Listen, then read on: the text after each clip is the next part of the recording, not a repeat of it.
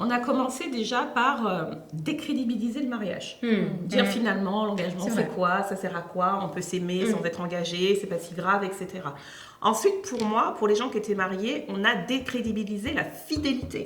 Aujourd'hui, on peut être infidèle, ce n'est plus une honte. Tu as même des sites qui s'affichent, on va te dire, vous êtes mariés, vous voulez tromper vos conjoints, allez-y, dans ce site, on sait tous, on est là pour quoi en fait.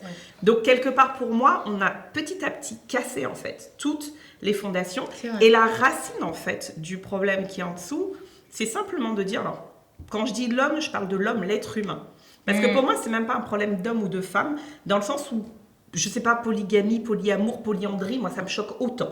Que ce soit une femme avec plein de mecs, je me dirais pas à ce moment-là, ah bon bah ça va, si c'est une femme, c'est moins grave, on est moins victime. Pour moi, la dérive et le relent derrière est tout aussi gênant à mon goût.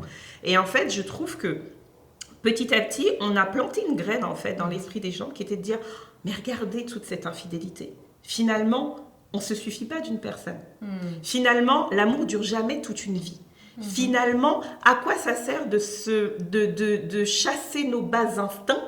Parce que c'est ça, hein, on remet l'homme, l'être humain à la condition animale. En se disant, bah oui, écoutez, les animaux forniquent bien avec qui ils veulent. Mais les animaux n'ont pas de morale. Nous, on a une conscience, on a une morale en fait. Et aujourd'hui, plus on casse ces barrières-là, plus les gens, finalement, peuvent se permettre d'être avec Pierre, Paul, Jacques, et puis Martine et Céline. En même temps. Et en même temps, oui. Et c'est pas grave. Mais en fait, pour moi, c'est juste que c'est pas arrivé d'un coup. Pour moi, c'est un plan savamment préparé qui s'est fait étape par étape.